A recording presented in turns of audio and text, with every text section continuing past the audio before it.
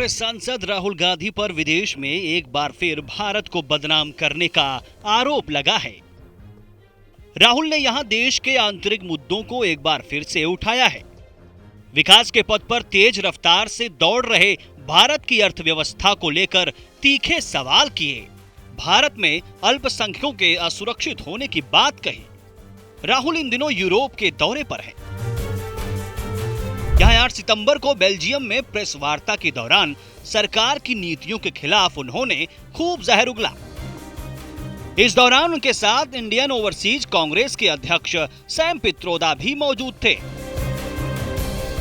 विदेशी धरती पर कांग्रेस नेता राहुल गांधी ने यह बयान ऐसे समय में दिया है जब 9 और 10 सितंबर को नई दिल्ली में आयोजित G20 समिट में हिस्सा लेने के लिए दुनिया भर के तमाम बड़े नेता भारत में हैं। G20 में यूरोपियन यूनियन भी शामिल है। यूरोपियन यूनियन के कई स्टेट हेड और रिप्रेजेंटेटिव समिट में हिस्सा ले रहे हैं और दुनिया भर में भारत की जय जयकार हो रही है। ऐसे मौके पर भारत के खिलाफ राहुल गांधी के बयान देश के लोगों को पसंद नहीं आए हैं। सोशल मीडिया पर उनकी फजीहत हो रही है। वायनाड सांसद राहुल गांधी ने कहा कि भारत में संस्थानों और लोकतंत्र के संबंध में जिस प्रकार की कार्रवाइयां की जा रही हैं, उन्हें लेकर हालात खराब हैं। कांग्रेस नेता ने कहा कि देश में अल्पसंख्यकों पर हमले हो रहे हैं। देश के स्वभाव को बदलने की कोशिश की जा रही है। गांधी परिवार के नेता के बयान की सोशल मीडिया पर किरकिरी हो रही है। लोग राहुल गांधी को लताड़ रहे हैं। पहले आप राहुल गांधी के बयान सुनिए, फिर आपको दिखाते हैं कि उनके इन बयान पर किस तरह से उनकी भद पिट रही है। The three things they said. Number one, unemployment.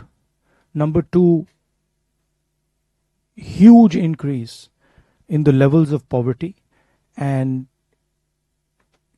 completely skewed income distribution. So few people getting very, very wealthy and the bulk of people, being pushed back into poverty, and then rising prices and inflation. Those were the three things that repeatedly they told me. The fact of the matter is that India has the highest unemployment that it's had in the last 40 years. So there is something clearly wrong with our economic model. It's not accepted, and there's a lot of media support for the government. So those type of things don't come out. But I don't think the current path we are on, economic path we are on, is sustainable in any way. And there will certainly be consequences and a backlash to this model.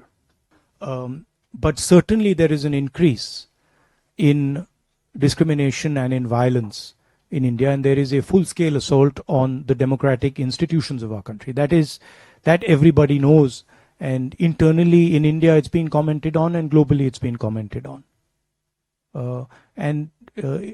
Of course minorities are under attack, but so are many other communities.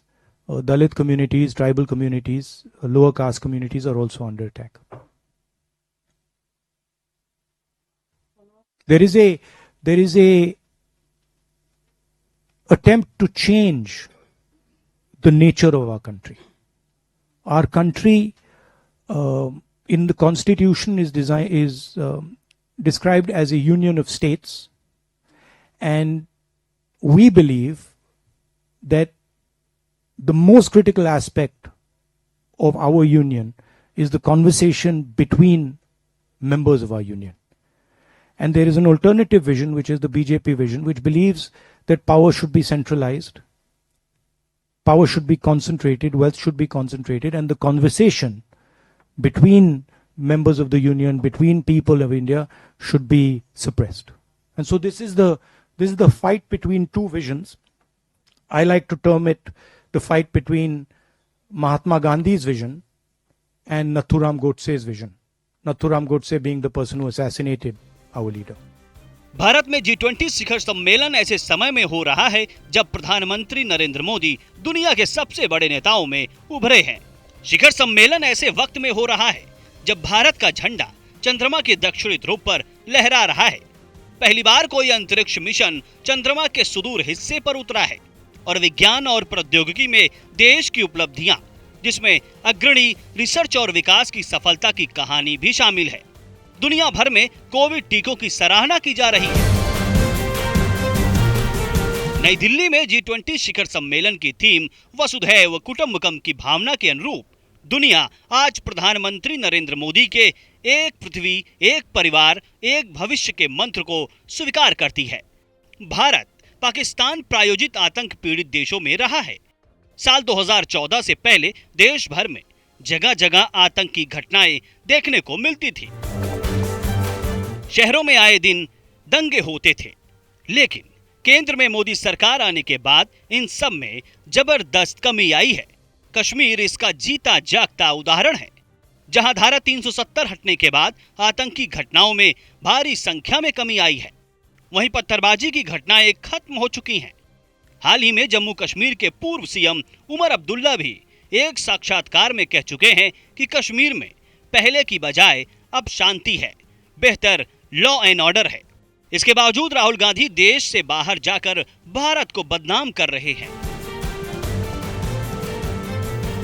Social media में लोग कह रहे हैं कि राहुल गांधी विदेशी धरती पर भारत के बारे में भ्रामक जानकारी दे रहे हैं, वो भी ऐसे समय में जब विश्व के बड़े बड़े नेता G20 बैठक के लिए भारत आए हुए हैं। राजनीति अपनी जगह है, लेकिन देश की प्रतिष्ठा सबसे ऊपर होनी चाहिए। विदेशों में लगातार राहुल की ऐसी बयानबाजी को लोग अनुचित बता रहे हैं।